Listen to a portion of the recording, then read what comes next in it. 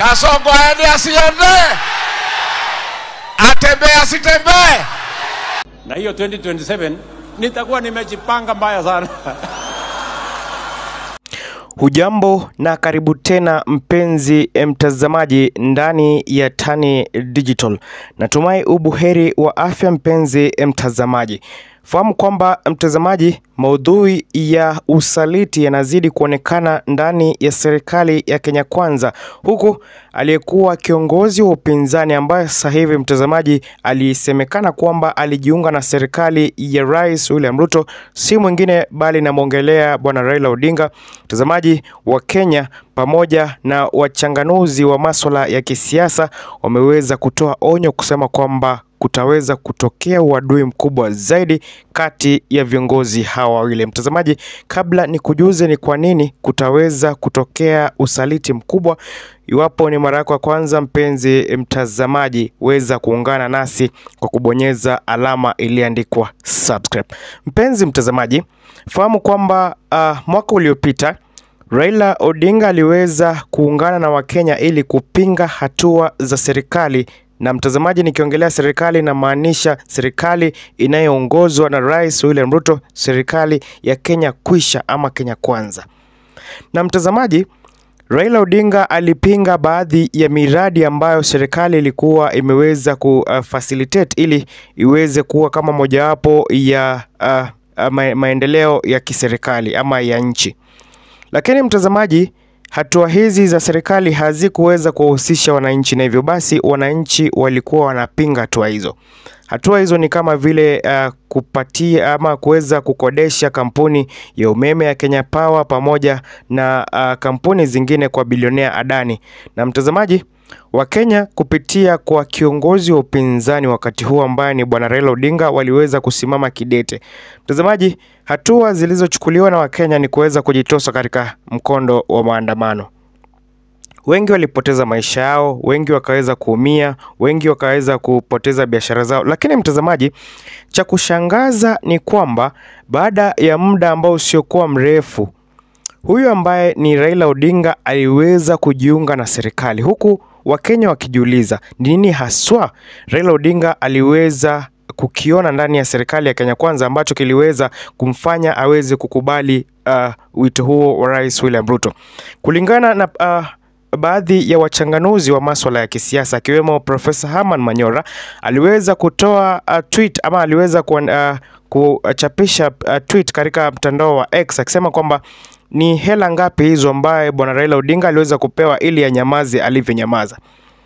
Wakenya walishindwa ni kwa nini bwana Raila Odinga ambaye alikuwa kwa upande wa Kenya kama kiongozi mkuu wa upinzani kuweza kujiunga na kutangaza msimamo wake kwamba alijiunga na Rais William Ruto ili kuweza kutengeneza serikali panda, jambo ambalo liliweza kukidhoofisha chama cha ODM. Mtazamaji, maandamano yaliweza kutendeka huku wengi wakiweza kupoteza maisha yao. Na mtazamaji, cha kushangaza ni kwamba bado Rais William Ruto hakuweza kulegeza kwa kamba. Na mtazamaji, aliweza kutumia njia moja ambayo mtazamaji, wachanganuzi wa masuala ya kisiasa walisema kwamba aliweza kutumia reverse psychology. Fahamu kwamba bwana Rais alikuwa ametoa wito ama alikuwa ametoa suggestion kwamba bwana Raila Odinga aweze kujengewa ofisi kama kiongozi ama kinara wa upinzani. Mtazamaji, jambo hilo liliweza kukemewa vikali zaidi na wabunge, huku wakisema kwamba kumjengea bwana Raila Odinga afisi itakuwa njia mojawapo ya kuweza kufisha the government system. Na hivyo basi wakaweza kusema kwamba jambo kama hilo haliwezekani.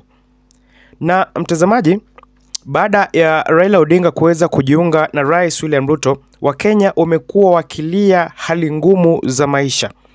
Wakenya wamekuwa wakilia kwamba hasla ambaye ni William Samoei Ruto, ambaye aliweza kusema kwamba tawajali hustlers wengine ambao ni Wakenya, ameweza kujinufaisha yeye mwenyewe pamoja na kuandika watu wa kwao kazi. Fahamu kwamba mtazamaji, baada ya yote Wakenya wameweza kujua ni kwa nini bwana Raila Odinga aliweza kujiunga na Rais William Ruto. Huku kulingana na habari tunazozipata ni kwamba Raila Odinga aliweza kujiunga na Rais William Ruto ili kuweza kujifunza mawili matatu kuhusiana na ama kuweza kupata usemi fulani ama kuweza kupata matokeo fulani, kwa kuwa aliweza kusema yeye mwenyewe kwamba amejiunga na Rais William Ruto ili washirikiane kuunda serikali. Na mtazamaji, wengi wakasema kwamba huo ni mtego, kwani bwana Raila Odinga alienda ili achunguze mambo fulani ndani ya serikali ya Rais William Ruto.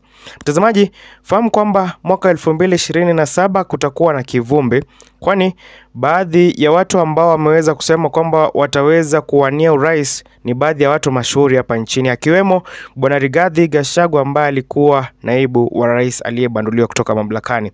Wa pili ni bwana George Wajackoya ambaye alikuwa watatu katika uchaguzi uliopita. Mwingine mtazamaji ni bwana Eugene Wamalwa. Mwingine mtazamaji ni mbunge wa Mumias East ambaye ni PK Salasia. Na mtazamaji, bila kusahau bingwa kutoka kaunti ya Kisii bwana Fred Matiang'i.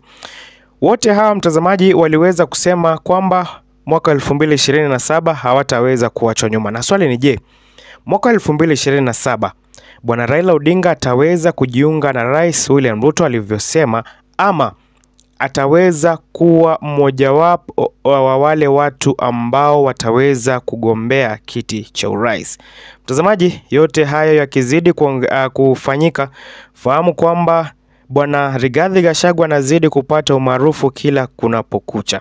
Fahamu kwamba hivi majuzi Gachagua amekuwa katika ziara yake ya kaunti 47 kote nchini, huku akiweza kuwaambia Wakenya kwamba DCP ndicho kiboko cha Rais William Ruto ifikapo mwaka 2027. Na Gachagua akamwambia Rais William Ruto waziwazi kwamba wewe ni mwizi na pesa ulizoziba takriban trilioni 3 hazitakusaidia. Na mtazamaji, tunafahamu kwamba bwana Rigathi Gachagua aliweza kumwanika Rais William Ruto siku chache zilizopita kusema kwamba bwana Ruto aliweza kumsihi waweze kushirikiana pamoja ili waweze kuongoza taifa la Kenya. Lakini mtazamaji, tunafahamu kwamba usaliti uliweza kuongoza, na hivyo basi Kithure Kindiki akachukua nafasi yake Rais William Ruto, kunradhi bwana Rigathi Gachagua.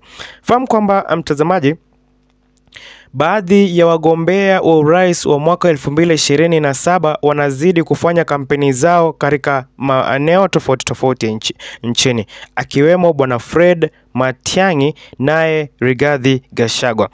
Fahamu kwamba mmojawapo ya viongozi alisema kwamba njia ya pekee ya kuweza kumbandua Rais William Ruto kutoka mamlakani mwaka 2027 ni iwapo viongozi wote wa upinzani wataweza kutengeneza chama kimoja, na hivyo basi kuweza kushirikiana katika uchaguzi unaokuja wa mwaka 2027. Jambo ambalo mtazamaji huenda likawa tatizo kidogo, lakini lisemwalo lipo, na kama halipo lipo njiani. Fahamu kwamba bwana Rigathi Gachagua anazidi kuweza kutoboa siri, akisema kwamba Rais William Ruto ana mipango miovu zaidi ifikapo mwaka 2027, na hivyo basi akasema kwamba Rais William Ruto ni mtu katili zaidi, na hivyo basi atafanya kile atakacho ili aweze kukipata kiti cha urais mwaka 2027.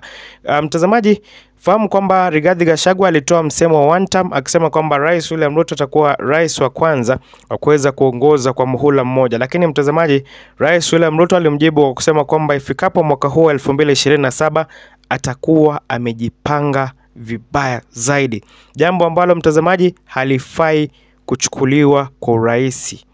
Fahamu kwamba Rais William Ruto ni mmojawapo ya wale wanasiasa wa kale, na hivyo basi amebobea kwa masuala haya ya kura.